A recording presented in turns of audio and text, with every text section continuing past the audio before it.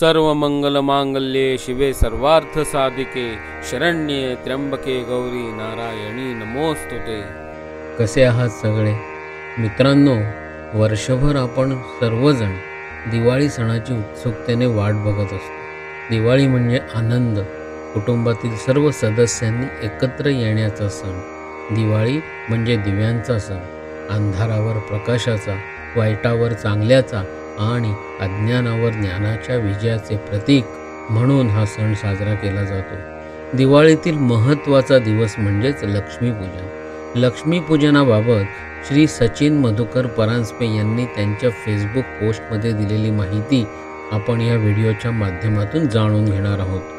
लक्ष्मीपूजनाचा शुभ मुहूर्त कोणता, देवी लक्ष्मीचे प्रभावशाली मंत्र कोणते, देवीला आवडणारा नैवेद्य कोणता, देवीची पूजा कशी करावी याबद्दलची विस्तृत माहिती आपण घेणार आहोत। व्हिडिओला सुरुवात करण्यापूर्वी जर तुम्ही आमच्या चॅनलवर प्रथमच आला असाल तर चॅनल सबस्क्राईब करा आणि बेल आयकॉन क्लिक करायला विसरू नका।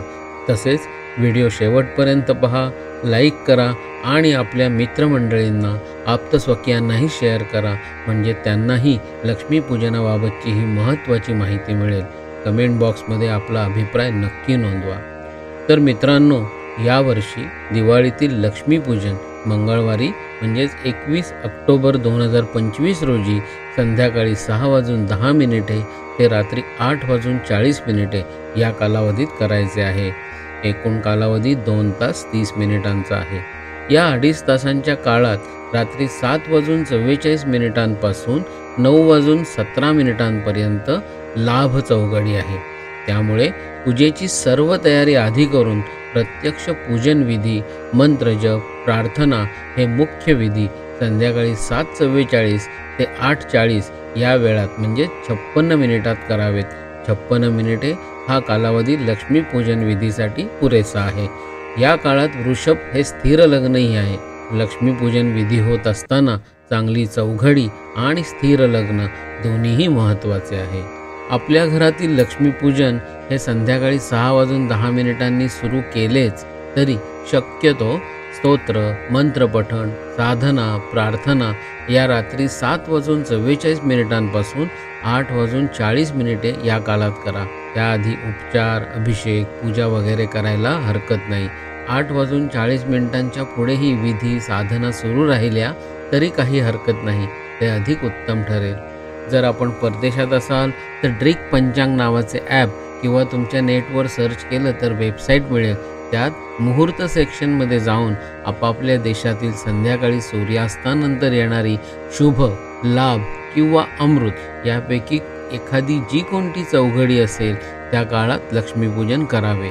लक्ष्मीपूजन का करावे तर मंडळी, लक्ष्मीपूजनाचे धार्मिक, आध्यात्मिक आणि व्यावहारिक मूल्य शब्दात सांगणे कठीण आहे। लक्ष्मी म्हणजे फक्त पैसा, धनप्राप्ती किंवा श्रीमंती नाही, तर ती श्री या संकल्पनेवर आधारित आहे। श्री म्हणजे धनधान्य, श्री म्हणजे ऐश्वर्य, श्री म्हणजे संपत्ती, सत्ता, आरोग्य, समृद्धी, यश, प्रतिष्ठा, मानसन्मान, लोकप्रियता, दीर्घायुष्य या सर्व गुणसंपन्न अर्थाने येणे किंवा लक्ष्मी देवींचे आगमन होणे अपेक्षित आहे। धना इतकीच मनशांती ही देखील एक लक्ष्मी आहे, कारण जर आपले मन अशांत असेल तर सगळं काही असूनही आपण कोणत्याही गोष्टीत सुखी समाधानी होऊ शकत नाही। लक्ष्मीपूजन कसे करावे? लक्ष्मीपूजन काळात शुचिरभूतपणे श्री महालक्ष्मीच्या तसबिरीची किंवा मूर्तीची चौरंगावर सुशोभित मांडणी करून पंचोपचार पूजा करायची आहे। पंचोपचार पूजा म्हणजे काय? स्नान, गंध, धूप, दीप आणि नैवेद्य सोबतच धन, सोने, बँकेची पासबुके, सर्टिफिकेट, नाणी यांचीही पूजा करायची आहे। पूजा करताना पूर्ण श्रद्धेने करा आणि मनात कृतज्ञतेचा भाव ठेवा। लक्ष्मीपूजन करताना किंवा लक्ष्मी उपासना करताना श्री विष्णूंचे स्मरण आणि प्रार्थना न चुकता करावी। जिथे श्री विष्णूंचे स्मरण होते, श्री विष्णूंची प्रार्थना होते, तिथे श्री लक्ष्मी निवास करतात हे विसरू नका। देवी विष्णूंशिवाय राहत नाहीत, तेव्हा श्री विष्णूंचे स्मरण करून, विष्णूंची प्रार्थना करूनच पुढचे विधी करणे इष्ट ठरेल।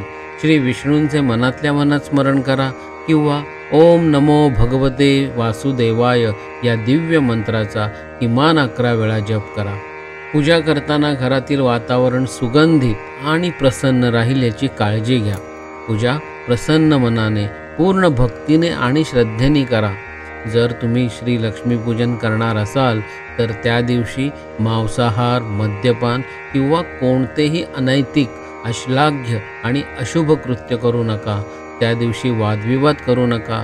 दिवसभरात जमेल तेव्हा अन्नदान करा. कुलदेवतेचे स्मरण चिंतन करा. स्त्रियांनी सुवासिनींची ओटी भरा. लक्ष्मीपूजनाच्या वेळी घराच्या ओटीवर, अंगणात दिवे प्रज्वलित करा. म्हणजेच श्री लक्ष्मीपूजनाच्या दिवशी आपण शुद्ध मनाने, प्रसन्न वातावरणात श्री महालक्ष्मी देवींची सेवा करायची आहे. आपल्या स्क्रीनवर जे मंत्र आत्ता दिसत आहेत ते लक्ष्मीपूजनासाठी काही प्रभावी मंत्र आहेत. लक्ष्मीपूजन झाल्यावर या प्रत्येक मंत्राचा 108 वेळा जप करा. सर्व मंत्रांचा जप करणं शक्य नसेल तर निदान कोणत्याही 2 मंत्रांचा जप तरी प्रत्येकी 108 वेळा करा. या सर्व दिव्य मंत्रांचे 108 वेळा जप आपल्या चॅनलवर उपलब्ध आहेत आणि त्याची लिंक व्हिडिओ डिस्क्रिप्शनमध्ये दिलेली आहे. बाबांनी म्हणजे सचिन मधुकर परांजपे यांनी लक्ष्मी भक्तांसाठी दुर्मिळ असे रमाहृदय स्तोत्रही दिले आहे. दुर्मिळ अशा या रमाहृदय स्तोत्राचेही लक्ष्मीपूजन काळात किंवा रात्री 1 वेळा, 11 वेळा किंवा 21 वेळा पाठ अवश्य करा. हे दुर्मिळ स्तोत्र देखील आपल्या चॅनलवर उपलब्ध आहे. मंत्रजपानंतर श्रीसूक्त किंवा महालक्ष्मी अष्टक यांचेही पाठ जरूर करा. सर्व पूजाविधी आणि मंत्रपठण साधना करून झाल्यानंतर श्री लक्ष्मी देवींची मनोभावे प्रार्थना करावी. मातेने आपली सेवा चरणी रुजू करून घ्यावी आणि त्याचे यथोचित फळ आपल्याला द्यावे अशी कळकळीने प्रार्थना करावी. नैवेद्य दाखवून घरातील सर्व मंडळींना प्रसाद वाटावा. श्री लक्ष्मी मातेचा आवडता पदार्थ कोणता, नैवेद्य काय अर्पण करावा याबाबत आपल्याला अनेकदा संभ्रम पडतो. श्री परांजपे सांगतात, कोणतीही शुद्ध केशरयुक्त मिठाई, सुकामेवा म्हणजेच किशमिश, अंजीर, काळ्या मनुका, पुरणपोळी, कोणताही गोड हलवा, धणे आणि गूळ, ओल्या नारळाची करंजी, पंचखाद्य म्हणजेच सुके खोबरे, खारीक, खसखस, बदाम आणि खडीसाखर, शुद्ध तुपातले मोतीचूर लाडू, मखाण्यांची केशरयुक्त गोड खीर, दही साखर, पंचामृत, केशरी भात, नुसता गूळ, साळीच्या लाह्या आणि बत्तासे, डाळिंब इत्यादी सर्व खाद्यपदार्थ श्री लक्ष्मी मातेचे आवडते पदार्थ आहेत.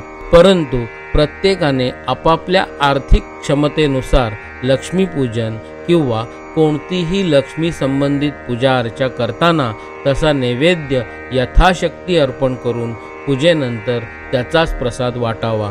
तर मित्रांनो, लक्ष्मीपूजनाच्या दिवशी शुभपर्व कालात अत्यंत श्रद्धेने श्री महालक्ष्मी पूजन अवश्य करा. मंत्रजप करा, प्रार्थना करा. श्रीमंत, समृद्ध, ऐश्वर्य संपन्न व आरोग्य संपन्न मनःशांतीयुक्त जीवनाचा आनंद तुम्हाला प्राप्त होवो हीच सदिच्छा. आपल्या सर्व बंधू भगिनींना, आप्तेष्टांना मार्गदर्शन होऊन सर्वत्र समृद्धीचे, समाधानाचे वातावरण पसरावे हीच श्री लक्ष्मी नारायणांच्या चरणी प्रार्थना. लक्ष्मीपूजनाबाबत विस्तृत आणि उपयुक्त माहिती दिल्याबद्दल श्री सचिन मधुकर परांजपे यांचे देखील मनपूर्वक आभार. पुन्हा भेटूया अशाच एका माहितीपूर्ण व्हिडिओमध्ये. तोपर्यंत सर्वांनी काळजी घ्या, आनंदी रहा आणि सर्वात महत्त्वाचे म्हणजे सकारात्मक रहा. श्री स्वामी समर्थ.